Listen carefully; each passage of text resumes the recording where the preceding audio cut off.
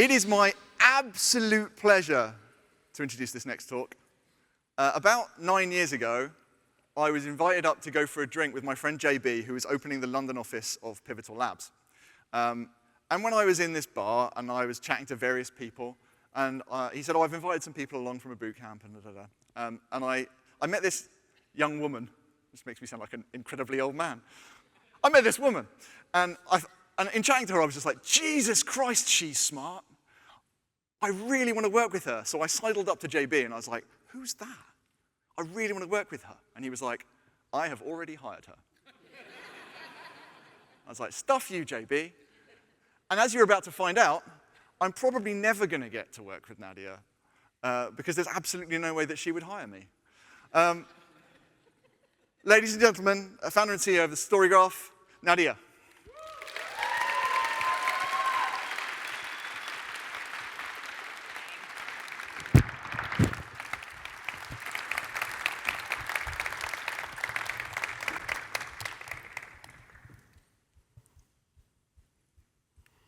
Hi, everyone. It is a real honor to be kicking off this year's RailsConf. RailsConf in Atlanta 2015 was the first ever Ruby or Rails conference that I went to, having been accepted as a speaker. And so to be here 9 years later, with Andy as co-chair is really special. And as Andy said, we had met in London beforehand, but it was at RailsConf 2015 when we really had time to bond. Okay, so we're in May 2024 now. But let's go back. Let's go back to the 1st of January 2020. What a great day that was. I was so happy. After working on my startup, the Storygraph, every day for 1 year straight, mostly alone, we had recently reached the coveted milestone of 100 user signups. Then, the Storygraph was a book discovery tool that helped you to choose which book to read next. One of the main parts of the website was one large list of a couple thousand books. You could filter it down by mood, pace, fiction, non-fiction, genre, book size, and more. The earliest users had been friends of mine, and people that I'd cold DM'd on the Books corner of Instagram, which is actually called Bookstagram. Those that saw the promise and the potential of what I was working on would be so excited, and they politely asked me if they could tell a friend or two about it. And I'd excitedly say, sure. And every day or so, 1 or 2 new accounts would be created. Knowing that book lovers saw the new year as a chance to set new reading goals, I decided to make an event out of the start of 2020, classing January 1st as the relaunch of our beta, which had already been public for a few months at that point. This gave my keen earliest supporters and followers a little bit more of a push to tell their reading buddies about Storygraph, meaning that we had a tiny little bit of extra buzz, and we ended the day on 160 user signups and 100 new unique visitors, each spending an average of 6.5 minutes on the website. I was really happy. Throughout 2019, I'd been heads down, trying to build something that was worthy of sending to people when they asked for book recommendations online, or if an alternative to Goodreads, the world's largest book tracking app, existed. And while I didn't set out to build a Goodreads alternative directly, I knew that I was building something that had the potential to be a better fit for some. But I had so far to go. But heading into 2020, and off the back of this new milestone, I felt energized to keep going. Of course, none of us foresaw a global pandemic. And while it was an awful occurrence, living alone in lockdown, I was able to eke out so many hours of focused development time.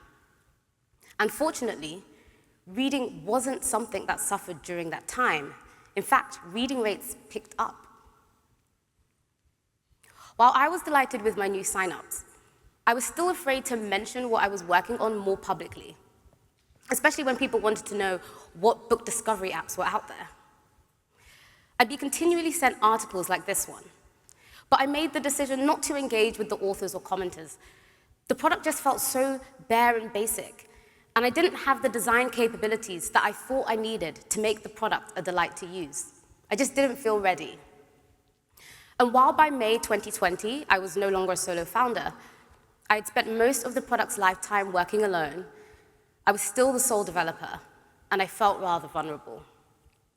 But having kept my finger on the pulse of social media book communities for the last year, and seeing more and more people each day threaten to start building something new if nobody else did, and with the momentum of the 100-user milestone pushing me on, I felt it was time for me to start spreading the word. And so on May 27th, I did just that, starting by replying to or DMing nearly every one of the 100 or so people who had replied positively to Tatiana's tweet. Most didn't reply, but a handful did. Some didn't like it, or did what I feared they would do, compare it side by side with Goodreads. And given our incredibly limited feature set, that wasn't a contest Storygraph was going to win. Not yet, anyway. But some people understood the project. They saw the potential. And they got excited and quizzed me about what I was up to. And most importantly, they told one or two of their reading buddies about it. The 11th of June 2020 was a really good day. I was ecstatic. Just 2 weeks after I started talking about Storygraph more and encouraging people who'd been following along from the beginning to do the same, our user numbers had more than doubled, and we reached 1,000 users. 1,000 signups. I threw a huge celebration on Instagram stories. We had strobe lighting, party music, flames, the whole shebang. 1 week later, it's the 16th of June 2020. I just had a productive morning coding. I decided to take a quick Twitter break, and I noticed that I have more notifications than usual. Turns out, my friend Emma Barnes, who runs publishing company Consonance Books and had a few thousand followers, had recently tweeted this: "Everyone in publishing should stumble upon the Storygraph now. The best bit of innovation to hit the industry in years. Don't stand for crappy software from massive tech giants." That was very kind of her. And the tweet generated a little bit of extra activity. So I left Twitter, but shortly after, I went back to see if the tweet had even more attention, because activity had started to pick up some more. The first indicator was that something was up was the number of unread emails in my inbox. You see, every time somebody kicked off a Goodreads import to Storygraph, they got an email letting them know that their import had begun. I was copied into this email, and normally I'd see a maximum of 4 at any given time. But now I'd just received 8. Turns out, Sam Missingham had quote-tweeted Emma's tweet with this: "Sam is an incredibly well-connected woman in publishing. She had 44,000 followers. And as you can see, this tweet was even more popular than the original one." Eventually, I left Twitter again just to monitor all of the imports and see that they were going through okay. But then the number of emails, which had been coming in at a quick but steady pace, started to accelerate. What was going on? Back to Twitter it was. So now Sam's tweet had been quote-tweeted with, "Book Twitter, can we please collectively start using this instead of Goodreads? I've been using it for 5 minutes and it's already so much better. Plus it was founded by a black woman and it's not run by Amazon." So this user only had about 200 followers, but the tweet was really resonating as it touched on a few key points. First, it appealed to an already thriving community, Book Twitter. And it called out the main app in the space that people were desperately seeking an alternative for. At this point, the murder of George Floyd had occurred only a few weeks before. And while the Black community was still grieving, the energy around the resurgence of the Black Lives Matter movement was at that moment focused around uplifting Black creators. So calling out my identity as a Black woman would have fed into that. And finally, the mention of Amazon. We're in the midst of the pandemic, and not only was anti-Amazon sentiment heightened during this time, the publishing industry was already sick of them having a monopoly across various swathes of it. So yeah, this tweet was doing well. And we went from having tens to hundreds to thousands of people signing up. and now we had a problem. Remember this email that everybody received? See that first sentence, your Goodreads import is underway. This was only true for 5 people at any given time. And now thousands of people had just been told a big fat lie. The imports were not, in fact, underway. And the tweets started to roll in.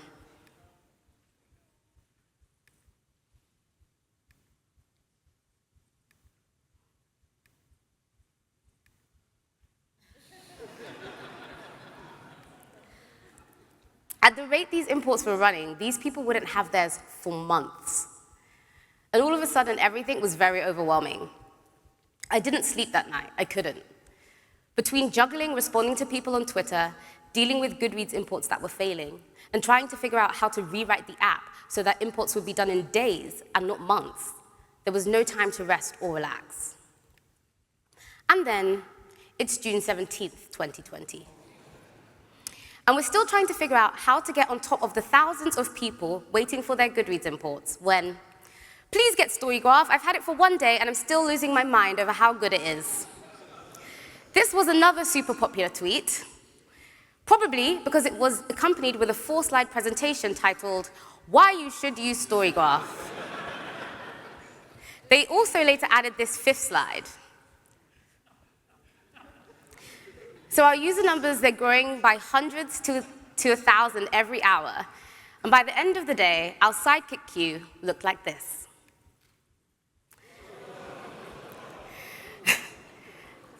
Not only did nobody have their Goodreads imports done, nobody had any of our wonderful personalized book recommendations, which were also generated by a background job. The website was at a standstill. And the tweets kept rolling in. Where's my Goodreads import Storygraph? Where are my recommendations Storygraph? I was overwhelmed and I was stressed. I couldn't handle this. I didn't know what to do. How did this happen? Just last week, I was so delighted at having reached the 1,000 user milestone. And now we were approaching 10,000, and I didn't want it. I didn't want it at all. I never even wanted a B2C business. It's not what you're supposed to do. Why did I think that I could build an indie, bootstrapped B2C business as a solo dev? It felt like this was the end. I remember leaving my desk and going to sit in my bathroom. I sat in the dark, on top of the closed toilet seat, and I held back tears. I wouldn't allow myself to say out loud, I can't do this, but I was real close. How did I end up here? Let's go back. Let's go back to before, the beginning. I had been very academic growing up and ended up securing a place at the University of Oxford studying philosophy, politics, and economics. I was heading down the investment banking track, something that had been encouraged by my parents. We didn't grow up with money, and so investment banking fit into their plan for me having a financially secure future. But after becoming disillusioned with that path, I ended up turning down my graduate banking job. And after winning a competition for a free place, I ended up learning how to code at the Makers Academy software bootcamp in London. Originally, I went there just to build up some rough coding skills in order to be able to communicate with any developers I may end up working with. I definitely had a stereotype in my head of what a developer was. And not only was that not me, it wasn't for me. But I quickly realized the value of being able to code, and so I put my head down and got stuck in. After graduating, I secured a job at Pivotal Labs, and I spent a 1.5 years there, mainly working on their platform-as-a-service Cloud Foundry, before leaving with a colleague, Theo Cushion, to start a company called Ignition Works, a hybrid consultancy and product company. Around this time, I started to get interested in the FIRE movement, financial independence, retire early. I saw it as a way to make sure that I'd always be financially free to invest in myself and any entrepreneurial ventures that I may embark on. I figured out how much I was spending each month in order to live a comfortable lifestyle, and I funneled the rest away into index funds. Luckily, I didn't have expensive tastes, so I didn't really have to cut back on much. And I took these principles to Ignition Works, where Theo and I only paid ourselves what we needed to break even as individuals, saving up the rest to later invest in any product ventures. Ultimately, that partnership and our product goals didn't pan out how I'd hoped, so I made the tough decision to leave without a clear next step. Since I owned half the company, I took half of the money that we'd been saving up, and this left me with 5 years of runway. I wasn't sure what to do next when my friend Saronia Barrett got in touch. So I spent a year working with her on Code Newbie, a community of people learning to code. The goal was to transition it into a product company, but that also didn't work out. And so I found myself at my desk alone on the 3rd of January 2019. I had 4 years of runway left, which would see me through until the end of 2022. I'm not sure what to do. I don't have any big ideas that are grabbing me. So I think, why don't I spend some time on my 2 main side projects that I've been mulling over for years, but never had time to work on? One was RunRoute, an app that auto-generated running routes for you. And the second was ReadLists, an app that enabled you to create and share custom reading lists and track your progress through them on a pretty dashboard. The plan was to spend January working on both of them and see if either of them went anywhere. I decided to take a look at ReadLists first because I was much more excited about books than running. But what to build it in? So given that StoryGraph was born out of ReadLists, the way I approached this decision would form a key part of StoryGraph's success. But before I dig into that, I want to provide some context. When I think about our journey, I can categorize everything that happened into things that were in my control and things that weren't. The things that aren't in your control when running a business are often things that will either lead to your highest highs or your lowest lows. Think viral tweets that take you to a new level of popularity, or the entrance of a new competitor that eats into your market share. These things aren't in your control. There's luck involved. Luck isn't always good. You can have bad luck too. And one person's good luck can start way, way back. For example, I think that I was very lucky that despite their own hardships and circumstances, I was born to parents who started cultivating a strong sense of grit, determination, and ambition within me. And then I had incredibly inspiring and motivating educators who continued on that trend. You can't control all of that. But the things that are in your control, how you approach building your company and your product, are the things that will determine how you respond to the good luck and the bad. They'll determine how resilient you are to setbacks and how much you can capitalize on opportunity. And while there are so many factors, there are 3 key pillars to my approach to building StoryGraph that has set us up to be resilient and take advantage of turns of good luck. I think they are pretty much universal to any SaaS business, especially bootstrapped ones. And everyone's business is unique, and so you have to think about how to best apply each pillar yourself. But I do think it'd be really hard for you to go wrong if you have them as your founding principles. So back to January 3rd, 2019, I'm trying to decide what to build my side project in. What's the first pillar?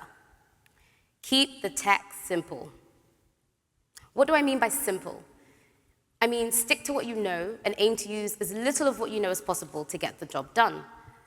Lean into the most stable, mature, boring platform and tools. And applying that to myself, the answer was obvious. Rails. It was what I'd studied at boot camp. It was what I knew I could get moving fast. Rails was opinionated, so I didn't have to think too hard about how to set up certain things, and it was stable and mature. And with stable and mature languages and frameworks, there's a higher chance of pre-made, battle-tested tools ready for you to hook into your projects to quickly test out ideas. And with stable, mature languages and frameworks, there's a higher chance of a large, lovely, friendly community behind it all. In fact, by 2019, after years of speaking at a range of conferences all around the world, I built up my own lovely group of Ruby friends. And I love seeing these people all over the world a few times a year and conversing on the internet in between. The people really are fantastic, from the core team and all of the gem maintainers working hard to keep improving their offerings, to my wonderful friends in the community who've done everything from answering questions via text, thanks Andy, to pairing with me to help me speed up queries.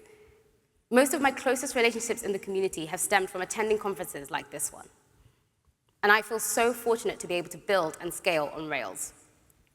And if we jump back, or should I say forward, to my dark bathroom, Part of what gave me the strength to pick myself up and get back out there was knowing that there was a large, experienced, friendly community of people out there, and that all of the issues I was currently facing had to be solved problems.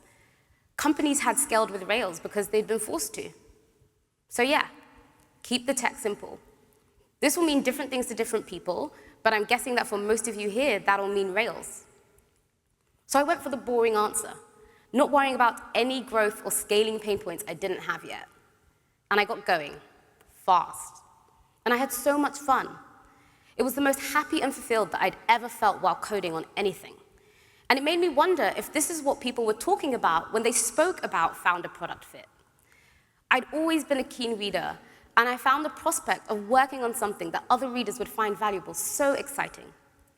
I realized during that first week in January that books is where I wanted to be. And if I wanted to build something successful in the space, I needed to call upon what would become the second pillar: keep talking to customers. We all know there's nothing worse than building something that nobody wants. We also all know that we should talk to customers. But do we all know how to do it properly? What does talking to customers properly look like? It means going in with a key research question, with a hypothesis. It means going in with an open mind, with no set answers in mind and no leading questions planned. That means going in with a script. The emphasis is on discovery, not confirmation bias. So it was a bad idea that the first round of customer interviews that I did included a demo of the app I'd spent the last couple of weeks working on. What do you think? Would you use this? I naively asked. And my learnings from Rob Fitzpatrick's The Mum Test revealed pretty quickly that people weren't too keen. When they said, yeah, that does seem cool, yeah, I'd use it for sure, they were just being nice. So I knew what I had to do. Keep talking to customers, but this time without a demo. Without the questions that enable people to just be polite and tell you what you'd like to hear. Without the questions that make people cotton onto your idea or even suspect that you have an idea. Instead, I asked more open-ended questions and learned more about my interviewees' reading habits and pain points with any current tools that they used. I'd watch each batch of 5 or so interviews back, summarized each onto sticky notes, and grouped them into themes on a virtual whiteboard. And the learnings from each round helped me to figure out the hypothesis for the next round. And I kept repeating the cycle. I resolved to keep talking to customers until something useful to build became clear. And I was prepared to walk away if nothing did. But 3 months of talking to customers later, something useful to build did become clear. I had enough information to start building an alpha product. From my customer research, the main pain point in the book space was having one place for consistently high-quality recommendations. And so the alpha was purely a personal recommendation service. It was very important that I kept the tech simple, especially at such an early stage of the product's life. Just one round of customer interviews could completely change what I was building. So knowing that I'd only be onboarding small handfuls of people onto the app at any given time, I tried to keep as much of the behind-the-scenes work as manual as possible. When the alpha users filled out a form in order to get a personal recommendation, all that happened was that I got an email, went off and did a bunch of research before adding a new book into the system via the back end. And then I sent an email to the user letting them know their recommendation was ready.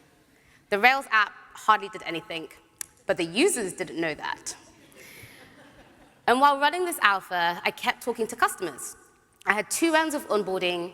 I onboarded people in groups of 5. They would use the app for a week and then be invited to do a customer interview with me. I didn't ask them whether they were enjoying the alpha or not, whether they liked it, because doing that would have just led me back into the trap of people saying, yeah, I really like it. Honestly, I'd definitely pay you for it once it's ready. So instead, I asked them questions about how they were using it. Why had they filled out the form for a recommendation twice in quick succession? Why hadn't they logged on? How was their reading going otherwise? And I used my learnings from these interviews to build a handful of extra features. And I did this for a couple of months until June 2nd, 2019.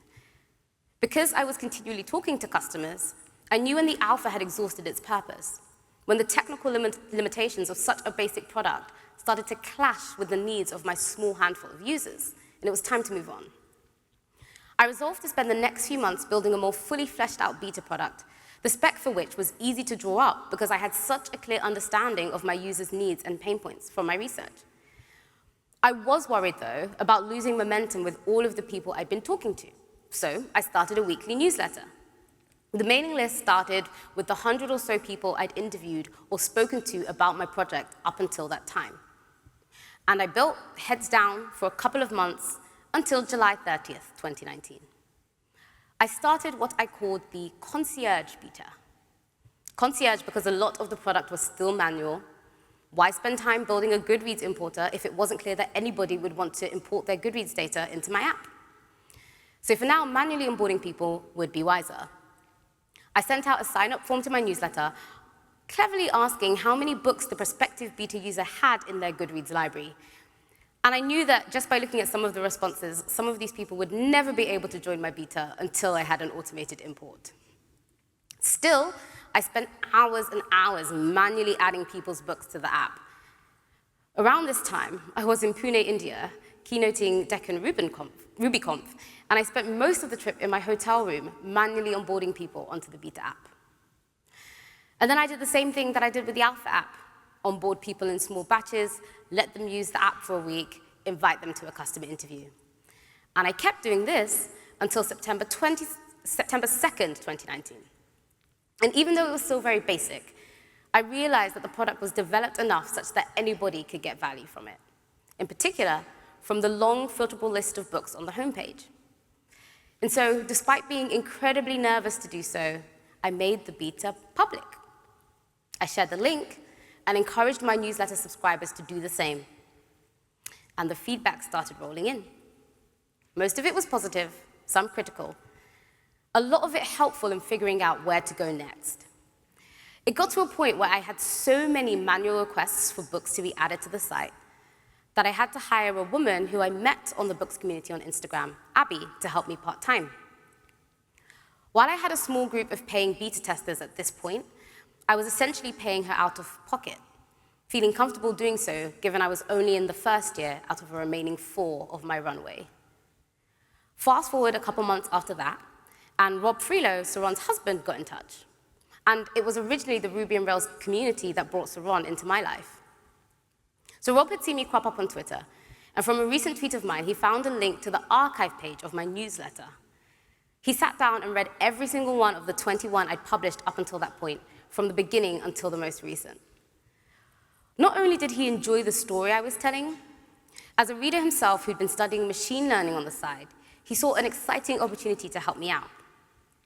He started helping here and there in his spare time, but fell in love with his new side project, and working with me, obviously, and he could so keenly see its potential. He wanted to help accelerate us on our upwards, albeit slow-going trajectory, but knew that would only be possible if he could dedicate more time to it.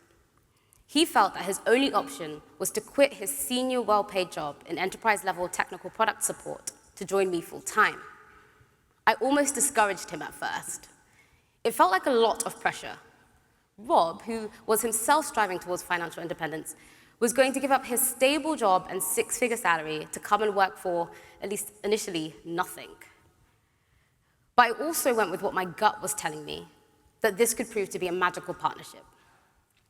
So Rob quickly brought machine learning capabilities to the app, soaking up a lot of the manual work that Abby and I had been doing. And from then on, we were just heads down, repeating the cycle of keeping the tech simple to build the next thing and continuing to talk to customers to get their feedback. Then we build the next thing as simply as we could, talk to customers again, and we did this for 9 months, growing slowly and steadily until we get back to where we left off in the intro. Okay, I wanted to do something fun for RailsConf. So it's competition time. So far, you've seen 2 of the 3 pillars. Keep the tech simple and keep talking to customers. What is the third one going to be? One person who guesses correctly will get a prize at the end of this talk.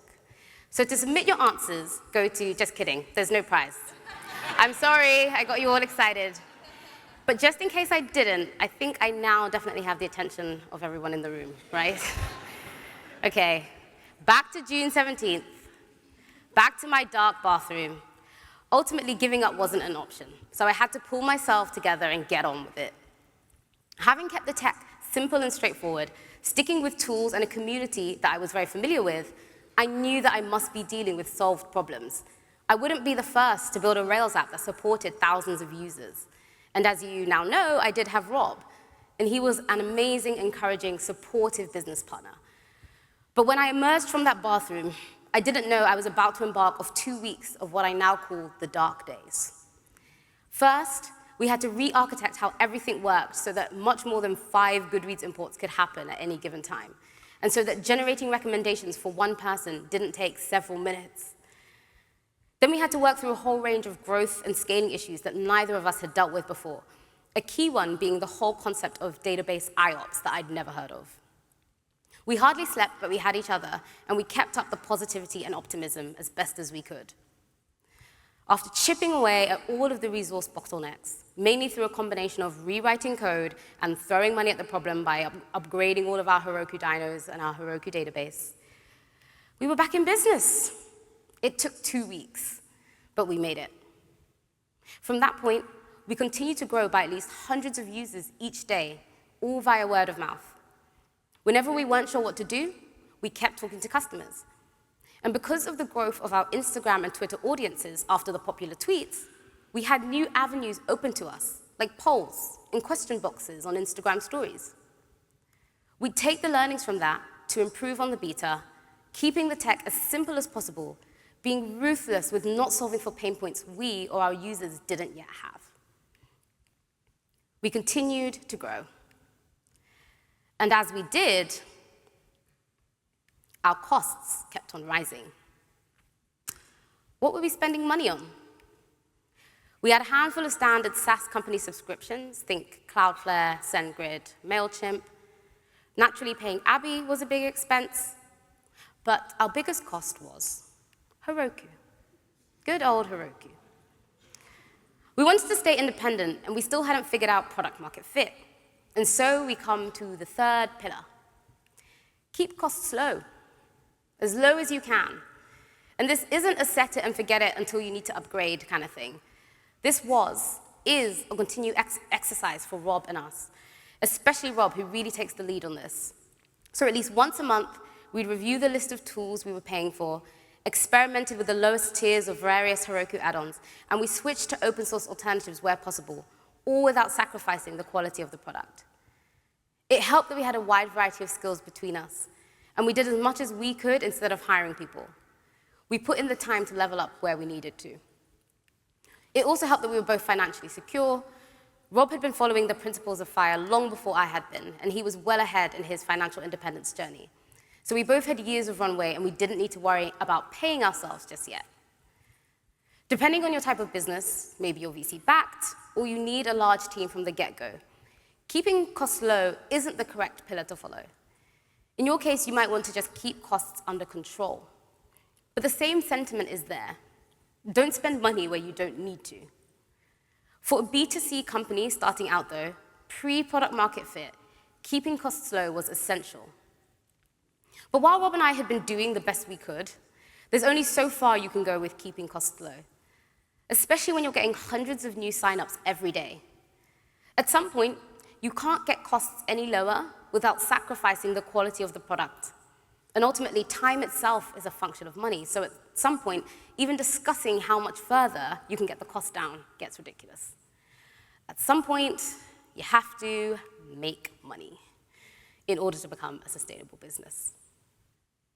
Back in January of 2019, when I realized that I wanted to make this side project a full-time business, I dreamt up business models that involved mainly making money from publishers without compromising the privacy and data of our users. After all, Goodreads didn't charge its users anything, so surely me doing so was out of the question. On top of that, most conventional indie bootstrapped wisdom said you had to go for building a B2B business, and I'd already fallen into the trap of building a consumer product. By having the business model rely on publishers, I'd at least improve on the making money part. However, after discussing my ideas with a friend and mentor, Tamasala, his response was, the best businesses are where you can make money directly from your customers with no middle entity involved. And given that I wanted Storygraph to fall within the best businesses category, I had to find a way that I could provide enough value to our users such that they'd want to pay us. So back in 2020, with rising costs and no income, we started to think about how we would move towards a freemium model. This was our chance to combine all three pillars. Keep costs low. We couldn't build something we weren't going to need, and there was no way we were going to use up resources building a paid plan until we had proper validation in the form of pre-orders. Keep the tech simple. What was the quickest way that we could get to pre-orders?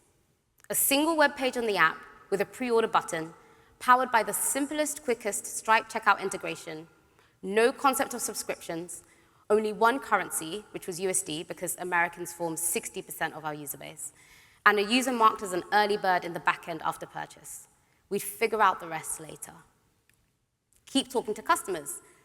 Because we'd been regularly conducting user interviews and reading and responding to all feedback sent our way via email and our social media channels, although we didn't quite have product market fit yet, we knew what our most popular features were, and we made up some potential enhancements to those.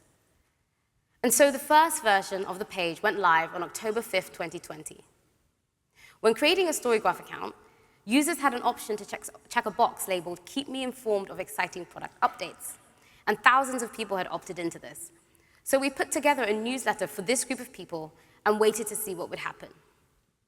Eventually, the orders started to come in. It was very exciting, but also a little nerve-wracking. Keeping in with the vein of talking to customers, I manually emailed a random selection of the people who had pre-ordered to figure out what had made them do so. I used their responses to iterate on the page in order to improve conversion, which started out at a healthy 5% of the people who visited the page. And good e-commerce rates are typically 2.5% to 3%. There was a clear pattern coming out of this research. Customers would say, "I didn't really pay attention to what features were on offer. I just really want to support an independent alternative to Goodreads." I'd always been wary of leaning into this, worrying that we couldn't build a proper business this way, as if it would seem like we were a charity, surviving off of support, instead of people needing to pay us in exchange for value. But I do now see that there is inherent value in existing as an indie alternative to a popular product. But that was the moment when we decided to fully embrace that piece of learning from our research. After all, users may subscribe for that reason, but the goal would be to make the product so good that they renewed because of product market fit. We took hundreds of pre-orders in the first 2 weeks of the page being live, getting up to a conversion of 6.6%. And for us, that was more than enough validation to build out the platform. Oh, and this whole time, we're still in beta.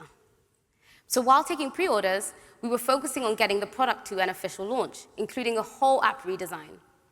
We planned this launch for the 1st of January 2021, again, taking opportunity of the new year energy and enthusiasm amongst avid readers. Really, because of the way that we'd been iteratively building the product, coming out of beta just meant switching over the domain name. And I was worried that the day would ultimately be anticlimactic, especially for our most active of users. But we still pressed on with making an event out of it. I did posts on Instagram and Twitter, asking people to comment if they wanted to be a part of the buzz on the day. And when January 1st came, I personally DM'd the dozens or so of people who had replied, encouraging them to share the news on their platforms.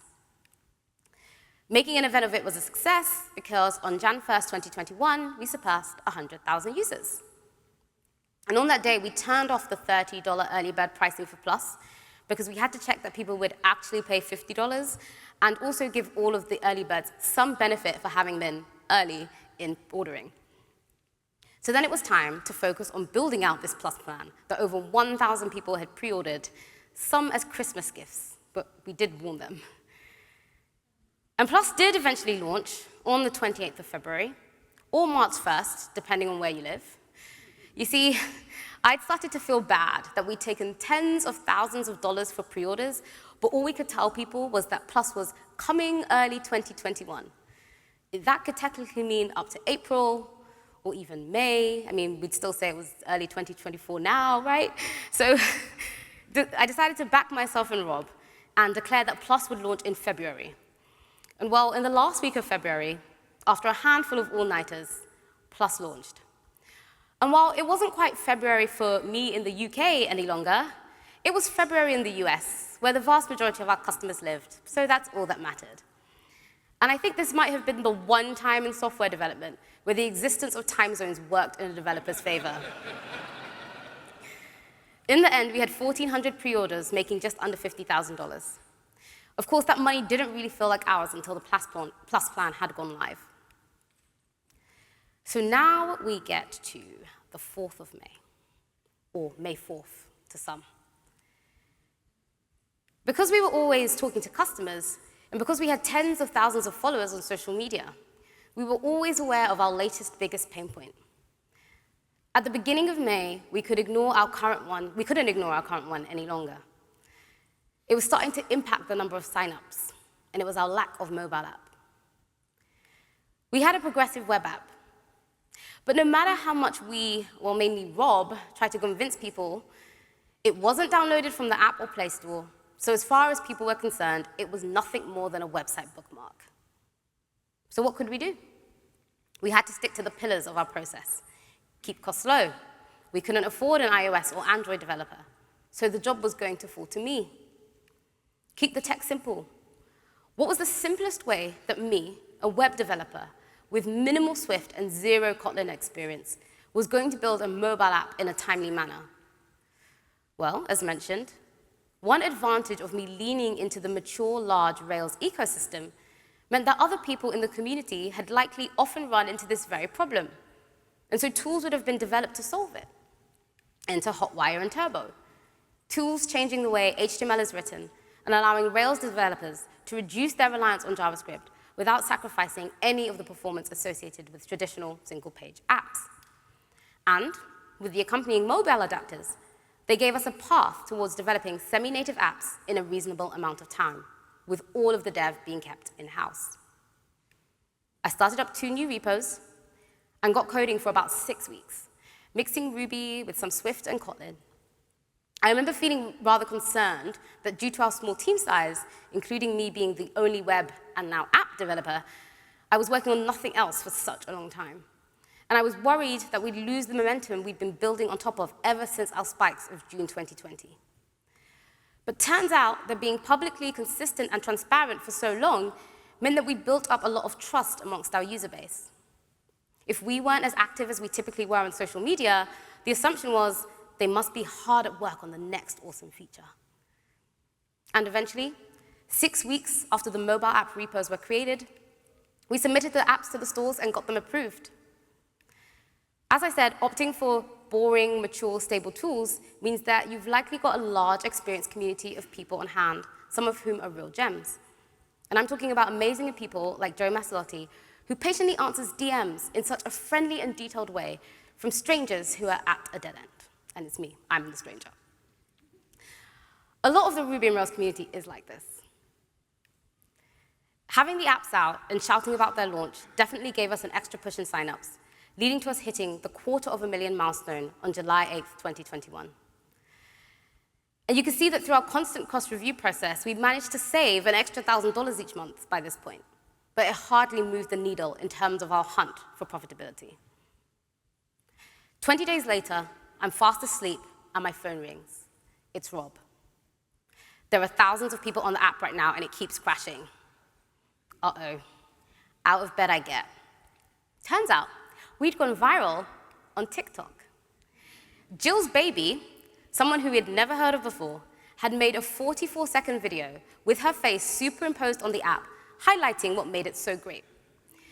Perhaps most memorable was the video's opening line, "All the hot girls are switching from Goodreads to Storygraph, and here's why." This was another all-nighter. We'd never had this many concurrent users before, 1.6 thousand, and something was breaking somewhere. We tried so many things, until I realized that some code from the launch redesign was running every single time the homepage was loaded. Not only was the query that was being run incredibly inefficient, its result was not being used anywhere on the page. Yeah. So eventually I fixed this, and the video grew to 1.7 million plays and over 300,000 shares. And at the end of it all, we were greeted with a nice surprise on the US App Store book charts. We grew by 40,000 users that day. Ah, thank you.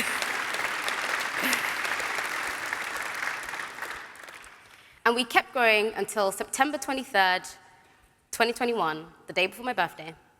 We hit 500,000 signups. As we headed towards the end of 2021, we started to see an influx of people. That same January 1st excitement was rearing its head. And as our user base grows, our costs are rising by the thousands. How come? Mainly Heroku. So they're not sponsoring the conference this year, so Andy has told me that I can say whatever I like about Heroku. I don't have anything bad to say, but just to say, the Heroku costs were killing us. And we weren't profitable yet. And as our user base continued to grow, our Heroku costs were growing in lockstep. Continually upgrading and looking ahead at the next tier or two up, Rob and I became concerned that our Heroku costs would always outpace our earnings from our Plus subscribers. We'd never be profitable. We'd never build a sustainable independent business this way. But you've got to keep costs low. How do you get rid of Heroku costs? Heroku is the standard, easy, you don't need to hire a DevOps person platform. But in our situation, indie, B2C, with our monthly costs more than triple our recurring revenue, we had to do something. We were so lucky that Rob had 15 years of operational experience from his prior career. And after months of discussion about this and what various worlds looked like for StoryGraph, we decided to take advantage of that and move towards having him manage our infrastructure. He started painstakingly detailed research into our options. And well, January 22nd, 2022, marked the great migration off of Heroku to Cloud 66. I was so nervous to do this, especially as our only web developer with hardly any infrastructure management experience. Leaving the safe space of Heroku was scary. Rob was amazing at addressing all of my concerns, and we spent weeks putting together a step-by-step document for the actual migration. The morning of the migration was 6 hours of non-stop work, babysitting the process until it was done. Apart from a couple of small hiccups relating to having a working maintenance mode and a database backup command that initially timed out, everything went smoothly. When it was over, Rob and I sat back in our seats feeling immensely proud of ourselves. We'd done it. We'd actually moved off of Heroku with an app that served hundreds of thousands of users and had tens of millions of database rows. In doing so, we cut our server costs by 80%, bringing our total monthly costs down from $10,000 to $4,000 a month. Now, if we hadn't moved off of Heroku when we did, we would have probably ended up paying around $15,000 in expenses that month. And not only was our new infrastructure so much more cost-effective, it had at least 5 times more capacity. Rob, who often ran our support desk on the weekends, decided to check in and make sure everything was okay. Account missing. Where has my account gone? Deleted account. Oh my gosh. Our hearts sunk. How could this happen? I took deep breaths and tried to stay as calm as possible, because this couldn't be happening. Turns out, the migration had logged out every single one of our 760,000 users. And if you haven't had to log into something for, in some cases, several years, and you have multiple email addresses, or maybe you originally had a typo in your email, you're going to likely struggle to log back in. But we managed to eventually match up every single confused customer back to their account. Nobody lost their account. Phew. Thank you. And we continued to grow until on June 26th of 2022, we hit 1 million users.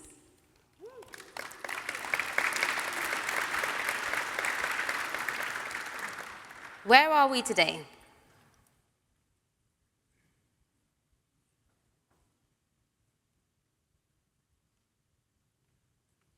We have 2.6 million registered accounts. We focus on monthly active users, since the average person reads 1 book a month, and so 25% of the registered accounts are active at any given time, which is generally considered a healthy proportion. Each month, though, we support 7 million unique monthly visitors, generating 70 million page views, as people can get value from StoryGraph, whether that's browsing book pages, finding a book to suit your mood, or exploring the prompts of reading challenges we have in the app. You can do all of that without having an account. Every day, we serve about 11 million requests, so that's around 330 million requests a month, all from the same repo that I started back in June of 2019. In March of 2022, our early birds had to take out an official subscription if they wanted to continue using the Plus features, and 62% of them did. We now have 12.3 thousand Plus subscribers in total, encompassing everyone that has taken out a subscription since the plan officially launched in February of 2021, not March, February. Only 3% of our registered users have given our 30-day free trial a go, and we're looking into ways to increase that proportion. We don't take any payment details for the trial, so there's no chance of users accidentally subscribing because they forgot to cancel. So given that, we're incredibly pleased with our 21% conversion rate from trial to paying user. We know that every single subscriber has made a conscious choice to pay us, and that's a fantastic position to be in as an indie bootstrap business. Our monthly churn rate hovers around 2 to 3%, with a good rate typically falling between 3 and 8%. We are now profitable. Our monthly costs, which now include salaries for myself and Rob, are consistently lower than our monthly recurring revenue from Plus. Ultimately, there is a lot of luck involved in my story. There's good timing. Think of those early tweets. And even now, the timing of the growth of AI is helping Rob deliver some excellent features and helping me solve coding problems faster. You can follow all of the principles laid out in this talk and still not find success. But by developing your grit, that courage, determination, resolve, discipline, that persistence, that'll get you through when things are tough. And by consistently following the 3 pillars, keep talking to customers, keep costs low, and keep the tech simple, hint, use Rails, and by having faith in the process, you're setting yourself up to have more chances to try and fail again, and eventually succeed. You're setting yourself up to be resilient to the bad luck, and you're setting yourself up to capitalize on opportunities when good fortune comes your way. I hope that as you go on to build your products and your businesses, if you ever find yourself having your own dark bathroom moment, you'll think back to this talk, and you'll think of the 3 pillars, and have faith that you're on the right track. You'll be able to get out of that dark bathroom and get back to work. After all, by following the 3 pillars, we got this far with a 3-person team, 2 of us full-time, and a 1-woman dev team. So I look forward to chatting with lots of you at this conference over the next few days, and tomorrow morning I'll be at the Hack Day looking to pair on my open source project Speakline, showcasing talk proposals and helping people get started with CFPs, so I hope to see some of you there. However, if you'd like to talk with me about your product or startup and any of the topics I've touched on today in more detail, then head to this link, disco.link/Nadia, in order to book in a call with me. I've got a handful of slots left in May. And now, all that's left to say is thank you so much for listening.